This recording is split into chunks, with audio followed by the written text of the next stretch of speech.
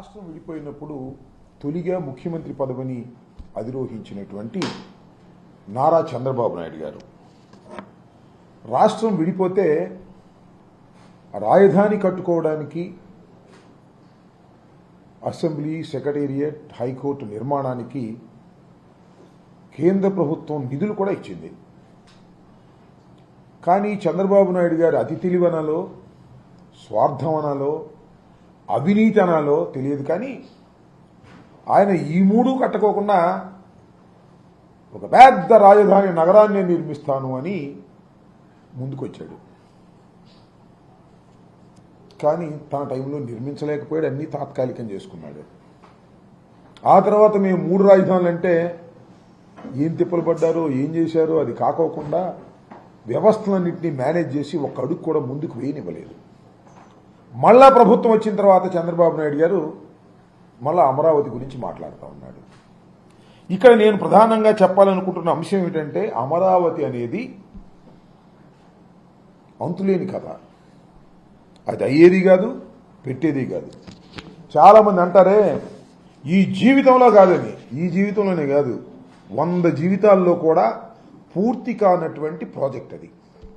ఎందుకు చంద్రబాబు నాయుడు గారు దాన్ని పెట్టారు అంటే, కేవలం అవినీతి చేయడానికి, కాంట్రాక్టర్లకు డబ్బులు కూడబెట్టడానికి, తన మనుషులను దోచుకోవడానికి, కమిషన్లు తీసుకోవడానికి మాత్రమే అమరావతిని సృష్టించాలని ప్రయత్నం చేస్తున్నారు తప్ప రాష్ట్ర ప్రజల కోసం ఒక మంచి రాజధానిని నిర్మించాలనేటువంటి సంకల్పమే లేదు నారా చంద్రబాబు నాయుడు గారికి.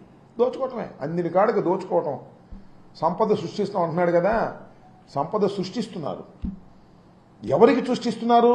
తన తాబేదారులకు సంపద సృష్టించడానికి ఏర్పాటు చేసినటువంటిదే రాజధాని నిర్మాణం అమరావతి. అంత అవినీతిమయమైపోయినటువంటి అమరావతి. ఒక మాటలో మీకు చెప్తాను, అమరావతిలో ఇప్పుడు మీరు చూశారు, బెంగళూరు, హైదరాబాద్ లాంటి మంచి సిటీస్లో ఏదైనా ఒక నిర్మాణం చేపట్టాలంటే మ్యాక్సిమం 4,500 రూపాయలు ఖర్చు అవుతుంది. ఇది ఇంతకుముందు జగన్మోహన్ రెడ్డి గారు కూడా చాలా స్పష్టంగా చెప్పారు.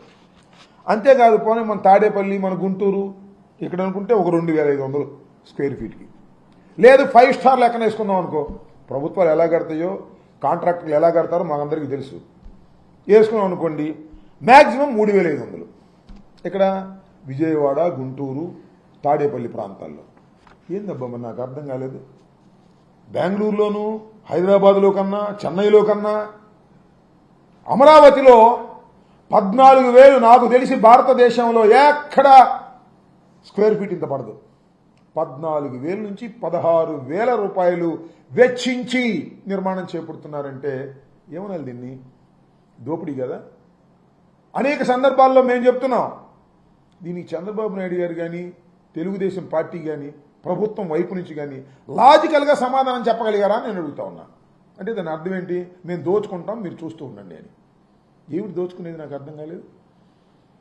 2 లక్షల కోట్ల రూపాయలు రాజధాని నిర్మాణానికి కాదు సుమా, కేవలం ట్రంక్ ఇన్ఫ్రాస్ట్రక్చర్, ఫెసిలిటీస్ కోసం, డ్రైనేజ్, రోడ్స్, ఎలక్ట్రిసిటీ, నీరు, ఇంతవరకే. దీనికే 2 లక్షల కోట్ల రూపాయలు అవుతాయని అంచనా. 2 లక్షలు అవుతాయో, అది పూర్తి అయ్యేటప్పటికి 4 లక్షలు అవుతాయో, ఎంత అవుద్దో ఎవరో చెప్పలేరు. ఇంత భయంకరమైనటువంటి దోపిడీకి ఇవాళ చంద్రబాబు నాయుడు గారు అమరావతి పేరుతో తెరదీశారు. ఇప్పటికి 75,000 కోట్ల రూపాయలు ప్రాథమికమైనటువంటి వస్తువుల కోసం ఖర్చు పెట్టాలనుకున్నారు. సుమారుగా 45,000 కోట్ల రూపాయలు బ్యాంకు నుంచి అప్పు తీసుకొచ్చారు. నేను అడుగుతా ఉన్నా, ఆర్థికంగా దెబ్బతినిపోయినటువంటి రాష్ట్రం ఇది. విడిపోయిన తర్వాత ఆర్థికంగా చాలా క్రిటికల్గా ఉన్నటువంటి రాష్ట్రం. ఆర్థికంగా క్రిటికల్గా ఉన్న రాష్ట్రానికి లక్షల కోట్లు అప్పు తీసుకొచ్చి అమరావతి నిర్మించవలసిన అవసరం ఉందా అని అడుగుతా ఉన్నా. అందువల్లనే జగన్మోహన్ రెడ్డి గారు మావిగన్ అనే ప్రతిపాదన తీసుకొచ్చారు. మావిగన్ అనే ప్రతిపాదన తీసుకురాగానే పాపం చంద్రబాబు నాయుడు గారికి గుండెల్లో రాయబడింది. అది ప్రజల మధ్యకు దూసుకు వెళ్ళింది. మేధావులు కానీ, ఆలోచన పరులు కానీ దిస్ ఈ శభాష్ అనేటువంటి మాటకు వచ్చారు. అంటే చంద్రబాబు నాయుడు గారికి చూసుకొని డైవర్షన్ పాలిటిక్స్ బూతులు తిట్టడం మొదలెట్టారు. మావిగన్ మీద ఎంత ట్రోల్ చేయాలో అంత ట్రోల్ చేశారు 1-2 రోజులు. తర్వాత అర్థమైపోయింది ప్రజానీకానికి. నాకు తెలిసి ఈ కాంట్రాక్టర్లు చంద్రబాబు నాయుడు గారు కమిషన్ ఇచ్చేవాడు, దానిలో కాజేసేవాడు, కొంతమంది పత్రికాధిపతులు కూడా ఉన్నారు. వాళ్ళు అందరూ కలిసి మావిగన్ అంటే ఒక బూతు అనేటువంటి పద్ధతుల్లో ప్రచారం చేశారు. ఏమైందని అడుగుతా ఉన్నాయి. ఇవాళ రివర్స్ గేర్లో వచ్చేసింది. ఇట్లా పేలిస్తే వాళ్ళకే పేలింది.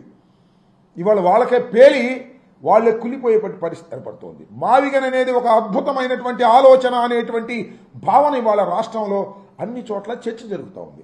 చంద్రబాబు నాయుడు గారు చెప్తున్నారు కదా,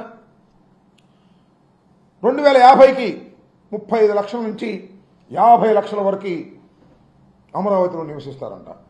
ఇప్పుడు ఎవరు లేడు, వేలలోనే ఉన్నారు. ఇప్పుడు అక్కడ గ్రామాల్లో ఉండేవాళ్ళు మా ఉంటే ఈ వర్కర్స్ కాంట్రాక్టర్ మనుషులు తప్ప ఎవరు లేరు. అక్కడ ఏదో లిటిల్గా ఉన్నారు గ్రామాల్లో ఉండేటువంటి మనుషులు. 1950కి 35-40 లక్షల 45 లక్షల మంది వస్తారంట. జగన్మోహన్ రెడ్డి గారు చెప్పిన మావిగన్లో ఇప్పటికే 35 లక్షల మంది 45 లక్షల మంది నివసిస్తున్నటువంటి ప్రాంతం. ఆల్రెడీ ఎయిర్ ఫోర్స్ ఫ్లైట్స్ దిగడానికి కావాల్సినటువంటి ఎయిర్పోర్ట్ ఉంది, ఇంటర్నేషనల్ ఎయిర్పోర్టు, హాస్పిటల్స్ ఉన్నాయి, రోడ్స్ ఉన్నాయి. అన్నీ ఉన్నటువంటి మావిగన్ను వదిలేసి అన్నీ ఉన్న ఇస్తర్లో వడ్డించిన విస్తర్లో భోంచేయకోకుండా వేరే ఇస్తర్ పెట్టి ఇప్పుడు కొడతా ఇస్తారా, ఇప్పుడు వండుతా పప్పు, ఇప్పుడు వండుతా రైసు అనేటువంటి పద్ధతుల్లో ఇవాళ చంద్రబాబు నాయుడు గారు చేస్తున్నారు. అంటే కేవలం దోచుకోవాలనే ఉద్దేశం. నేను ఒకటి అడుగుతా ఉన్నా, చెప్పమంటున్నా. చంద్రబాబు నాయుడు గారు కానీ తెలుగుదేశం పార్టీలో ఉన్నటువంటి యోధులు కానీ అసలు 14,000 నుంచి 16,000 ఎందుకు అవుతుంది? మీరు కాజీ పెట్టి కదా ఇంత దోపిడీ చేస్తారా? బ్యాంకు నుంచి అప్పు తీసుకొచ్చి మీ ప్రజలకి మీ మనుషులకి ఇలా దోచిపెట్టేటటువంటి కార్యక్రమం చేస్తున్నారంటే చర్చ జరుగుతుంది. మీరు ఎలా డైవర్ట్ చేయాలనుకున్నా సరే, ఎన్ని బూతులు తిట్టి డైవర్ట్ చేయాలనుకున్నా సరే చర్చ జరుగుతూనే ఉంది రాష్ట్ర వ్యాప్తంగా. మావిగన్ ఇస్ ద బెస్ట్ ప్రపోజల్ అనేటువంటి చర్చ. దాని నుంచి మీరు పక్కకు మరలించడానికి మీరు ఏ ప్రయత్నం చేసినా కూడా అది జరగనటువంటి విషయం అనే విషయాన్ని కూడా ఈ సందర్భంగా మీరు గుర్తుపెట్టుకోవాలని కూడా ఈ సందర్భంగా నేను చెప్పదలుచుకున్నాను. దీనికి ఇప్పటికైనా చంద్రబాబు నాయుడు గారు ఆయన తాబేదారులు సమాధానం చెప్పాలి, దోపిడీ లేదని నిరూపించాలి. చాలా క్లియర్గా అర్థమైపోతుంది ఎవరికైనా సరే.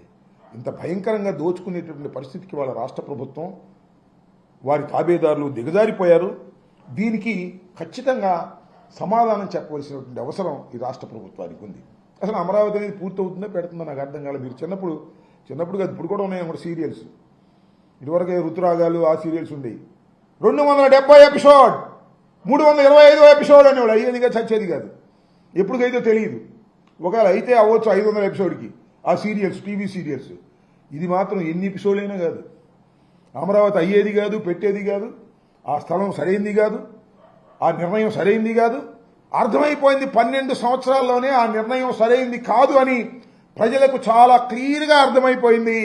ఇవాళ మావిగనే సరైనటువంటి ప్రపోజల్ అనేటువంటి పద్ధతుల్లో ఇవాళ ముందుకు సాగుతూ ఉంటే చంద్రబాబు నాయుడు గారు ఏదో ఒక విధంగా దీన్ని డైవర్ట్ చేసి దీనిలో ఏదో లబ్ధి పొందాలనేటువంటి ప్రయత్నం చేస్తున్నారు. దీన్ని ఖచ్చితంగా ప్రజలు గమనిస్తున్నారు.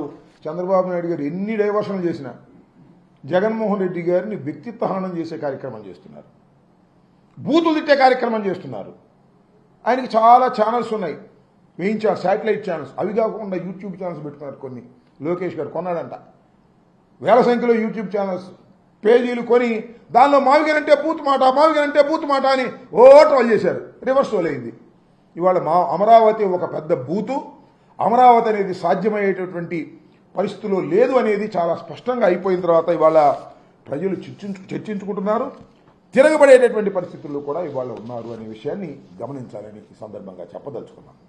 మావిగన్ ఇస్ ద బెస్ట్ ప్రపోజల్. మావిగన్ వైపు ప్రజలు ఆలోచన చేస్తున్నారు. అమరావతి అనేది పూర్తయ్యేది కాదు అని తెలిసిన తర్వాత చంద్రబాబు నాయుడు గారు విపరీతమైన డైవర్షన్ పాలిటిక్స్ మొదలెట్టారు.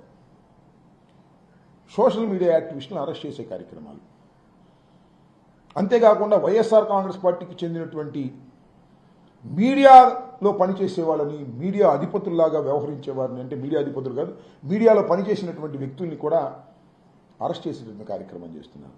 పూడి శ్రీహరిని మొన్న అరెస్ట్ చేశారు, తీసుకువెళ్లారు, లీగల్గా దెబ్బతిన్నారు, మళ్ళీ హైకోర్టుకి వెళ్ళి ఏదో తతంగం చేస్తున్నారు.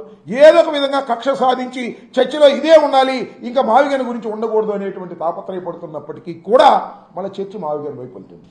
నేను ఈ సందర్భంగా ఇంకోటి కూడా చెప్పదలుచుకున్నా. కేవీఆర్ టీవీ చూశారుగా మొన్న, ఒక జర్నలిస్టు, ఆయనకు ఒక యూట్యూబ్ ఛానల్ ఉంది, దానిలో చాలా విషయాల గురించి మాట్లాడుతూ ఉంటాడు. మొన్న ఆంధ్ర పోలీసులు వెళ్ళారు, రాత్రిపూట ఇంట్లో ప్రవేశించి ఆ కేవీఆర్ వచ్చేంతవరకు మేము వెళ్ళమంటారు. ఏం పోయేకలం వచ్చిందో నాకు అర్థం కాలేదు. పోలీసులు వెళ్ళి ఒక నోటీస్ ఇచ్చి రమ్మని చెప్పొచ్చు, దొంగలు కాదు, దోపిడీదారులు కాదు. Is a journalist. ఒక తప్పు చేశాడని మీరు భావిస్తే కేసు పెట్టారు. ఏం తప్పని నాకు అర్థం కాలేదు. రెడ్ బుక్ని ఎర్రి బుక్ అన్నాడు. ఎఫ్ఐఆర్లు ఏం రాశారు? బూత్ రాశారు, ఎర్రి అని ఇంకా బూత్ రాశారు. రాసేసి ఎఫ్ఐఆర్ రిజిస్టర్ చేసి బొట్టరాలని ప్రయత్నం చేశారు. ఏం పోయేకాలం వచ్చింది నాకు అర్థం కాలేదు. అంటే జర్నలిస్టుల మీద, రాజకీయ నాయకుల మీద పోలీసుల్ని ఉపయోగించాలనేటువంటి పరిస్థితిలోకి ఇవాళ చంద్రబాబు నాయుడు గారు దిగజారిపోయారు. నేను చెప్తా ఉన్నా, పోలీసు వారికి కూడా చెప్తున్నాయా, మీరేదో అధికారులు చెప్పారని, మీ పై అధికారులు చెప్పారు, మీరు వెళ్తే ఇరుక్కుపోతారు. పైనుంచి ఆదేశాలు వస్తే ఇరుక్కుపోతారు. మీరు చేస్తున్నది తప్పు అనే విషయాన్ని మీరు గ్రహించని చట్టబద్ధంగా చేసుకోండి, తప్పులేదు. చట్టబద్ధంగా చేసుకుంటే ఎవరు కాదన్నారు. కానీ పోలీసులు అంటే ఒక గౌరవం, భయం కూడా ఉంటుంది. ఎందుకంటే చట్ట ప్రకారం వ్యవహరించేటటువంటి వ్యక్తులని మీరు చట్ట ప్రకారం వ్యవహరించట్లేదని తెలిసిందా, ప్రజలు తిరగబడతారు. గుర్తుపెట్టుకోమని మనం చేస్తున్నాం. డెఫినెట్గా ప్రజలు తిరగబడతారు. ఇవాళ ఒక పోలీసు డ్రెస్ వేసుకుని లాఠీ తీసుకెళ్తే ఏమి లేకపోయినా 10 మంది పారిపోతారు. ఎందుకు? చట్ట ప్రకారంగా వ్యవహరించేటటువంటి బాధ్యత కలిగిన వ్యక్తి పోలీసు అని. మీరు చట్ట ప్రకారం వ్యవహరించట్లేదు, అన్యాయంగా వ్యవహరిస్తున్నారు, తెలుగుదేశానికి అనుకూలంగా వ్యవహరిస్తున్నారు, అధర్మంగా వ్యవహరిస్తున్నారంటే మీ మీద తిరగబడతారు. దానిలో ఏ విధమైన సందేహం లేదు. అలాంటి పరిస్థితి రాష్ట్రంలో తెచ్చుకోవద్దని కూడా ఈ సందర్భంగా నేను మనవి చేస్తున్నా. ఇది లోయర్ ఆఫీసర్లు కాదు, హయ్యర్ ఆఫీసర్స్, లోయర్ ఆఫీసర్స్ను పంపించి వాళ్ళని ఇబ్బంది పెట్టేటటువంటి కార్యక్రమం, మమ్మల్ని ఇబ్బంది పెట్టే కార్యక్రమం చేస్తే చూస్తూ సహిస్తూ ఊరుకునే ప్రశ్న ఉద్భవించదని కూడా ఈ సందర్భంగా నేను చెప్పదలుచుకున్నాను. అంతేకాదు, చంద్రబాబు నాయుడు గారు రాజకీయాలు ఎలా తయారయ్యాయంటే హైబ్రిడ్ పాలిటిక్స్, అనైతికమైన పాలిటిక్స్. నేను చూశారుగా, చంద్రబాబు నాయుడు గారు భారతీయ జనతా పార్టీలో ఇవాళ ఉన్నాడు, సపోర్టర్గా ఉన్నాడు, భారతీయ జనతా పార్టీ స్నేహంతోనే గెలిచాడు, ఎన్డీఏతో ఉన్నాడు. ఢిల్లీ వెళ్తారండి, ఎన్డీఏతో ఉంటారు, కాంగ్రెస్తో డిన్నర్లకు వెళ్తారు. రేవంత్ రెడ్డితో డిన్నర్లకు వెళ్తారు, రేవంత్ రెడ్డితో చట్టాపట్టాలు వేసి తిరుగుతారు, కాంగ్రెస్లో ముఖ్యమంత్రి అయినటువంటి ఆయనతో మంత్రాలు జరుపుతారు. ఏమిటి ఊసరవేలు రాజకీయాలు, హైబ్రిడ్ రాజకీయాలు? నాకు అర్థం కాల. ఇవాళ కొత్త ఏం కాదు చంద్రబాబు నాయుడు గారు, ఎప్పుడు ఇదే పని. ఊసర వెళ్లి రాజకీయాలు చేసేటటువంటి దుర్మార్గమైనటువంటి వ్యక్తిగా చంద్రబాబు నాయుడు గారిని మనం ఇప్పుడు గమనించాం, ఇప్పుడు గమనిస్తున్నాం అనే విషయాన్ని కూడా గుర్తుపెట్టుకోవాలి. ఇలాంటి ఊసర వెళ్లి రాజకీయాలు ప్రజలు గమనించాలని, ఇలాంటి పూర్తిగానే అమరావతి దోపిడీకి పరిమితమైపోయే అమరావతిని కూడా ప్రజలు గమనిస్తున్నారు.